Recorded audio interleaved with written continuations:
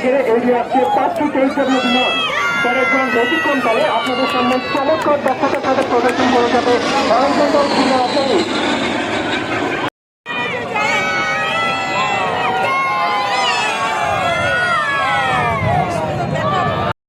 মেহেদী হাসানের নেতৃত্বে বাম আকাশে বর্ণিল ঝড় ছেড়ে উড়ে আসছে 570 বিলিয়নের একটি অ্যাওয়ারহেড ফর্মেশন। তার সাথে আছেন উইং কমান্ডার মেহেদী।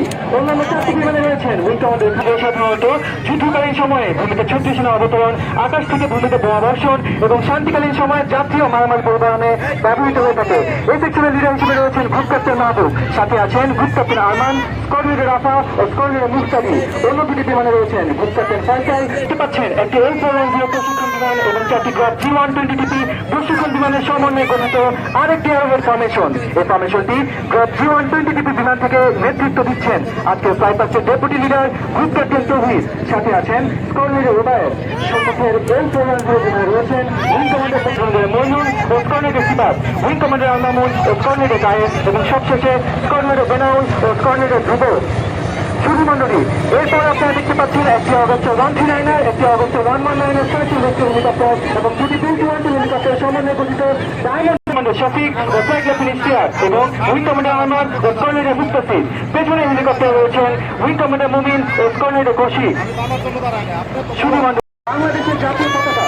শুধু মন্ডলী, জাতীয় পতাকা বহনকারী হেলিকপ্টারটি প্যারেডগ্রাউন্ড অতিক্রমকালে সকলকে দাঁড়িয়ে সম্মান প্রদর্শন করতে এবং ত্যাগ পরিহিত ব্যক্তিবর্গটি হয়ে গেছে।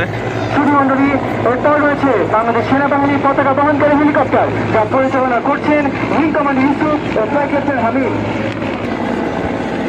এবার এগিয়ে আসছে বাংলাদেশ নৌবাহিনী পতাকা বহনকারী হেলিকপ্টার, যা উত্তোলন করছেন উইং কমান্ডার তানিম ও স্কোয়াড লিডার জাওয়ারা। ঘেরে এগিয়ে আসছে 5টি তেইশের বিমান।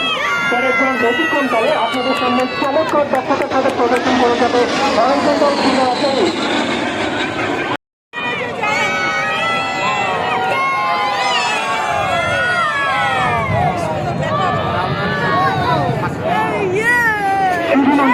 অল্প কিছুক্ষণের মধ্যে যাতে প্যারেড স্কোয়ারে উপস্থিত হবে আধুনিক হয়।